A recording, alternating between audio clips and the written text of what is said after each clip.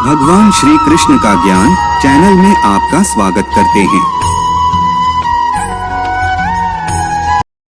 लाक्षागृह के दहन के पश्चात सुरंग के रास्ते लाक्षागृह से निकलकर पांडव अपनी माता के साथ वन के अंदर चले गए। कई कोस चलने के कारण भीमसेन को छोड़कर शेष लोग थकान से बेहाल हो गए और एक वट वृक्ष के नीचे लेट गए। माता कुंती प्यास से व्याकुल थीं, इसलिए भीमसेन किसी जलाशय या सरोवर की खोज में चले गए। एक जलाशय दृष्टिगत होने पर उन्होंने पहले स्वयं जल पिया और माता तथा भाइयों को जल पिलाने के लिए लौटकर उनके पास आए।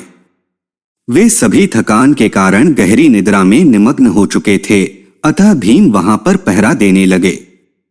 उस वन में हिडिंब नाम का एक भयानक असुर का निवास था। मानवों का गंध मिलने पर उसने पांडवों को पकड़ लाने के लिए अपनी बहन हिडिंबा को भेजा ताकि वह उन्हें अपना आहार बनाकर अपनी क्षुधा पूर्ति कर सके। वहां पर पहुंचने पर हिडिंबा ने भीमसेन को पहरा देते हुए देखा और उनके सुंदर मुखारविंद तथा बलिष्ठ शरीर को देखकर उन पर आसक्त हो गई। उसने अपनी राक्षसी माया से एक अपूर्व लावण्यमयी सुंदरी का रूप बना लिया और भीमसेन के पास जा पहुंची।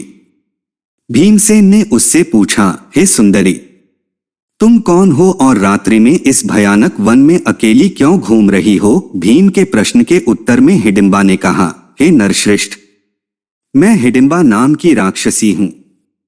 मेरे भाई ने मुझे आप लोगों को पकड़कर लाने के लिए भेजा है, किंतु मेरा हृदय आप पर आसक्त हो गया है तथा मैं आपको अपने पति के रूप में प्राप्त करना चाहती हूं।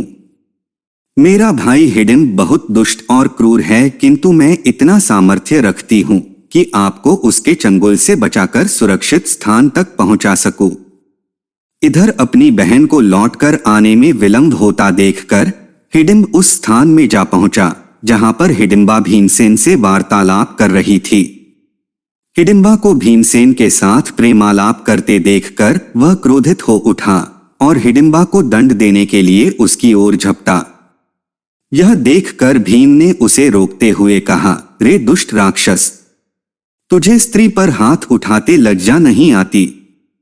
यदि तू इतना ही वीर और पराक्रमी है तो मुझसे युद्ध कर। इतना कहकर भीमसेन ताल ठोंककर उसके साथ मल्ल युद्ध करने लगे। कुंती तथा अन्य पांडव की भी नींद खुल गई।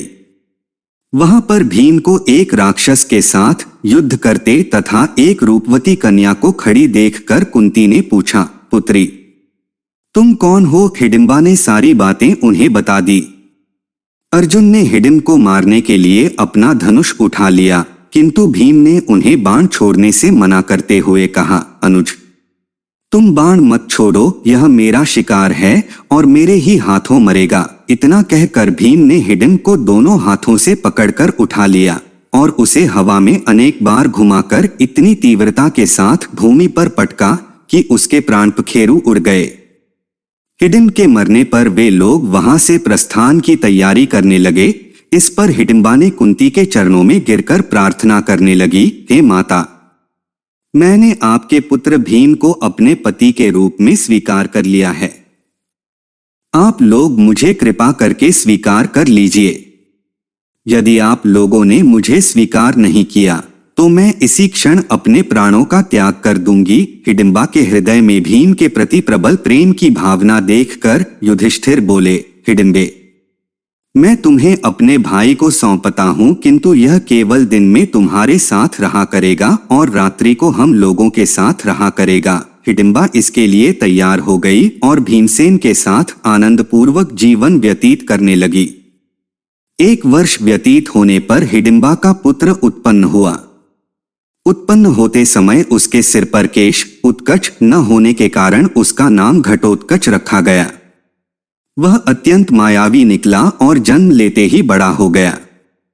हिडिंबा ने अपने पुत्र को पांडवों के पास ले जाकर कहा, यह आपके भाई की संतान है, अतः यह आप लोगों की सेवा में रहेगा। इतना कहकर हिडिंबा वहां से चली गई। घटोत्कच श्रद्धा से पांडवों तथा माता कुंती के चरणों में प्रणाम करके बोला, अब मुझे मेरे योग्य सेवा बताएं।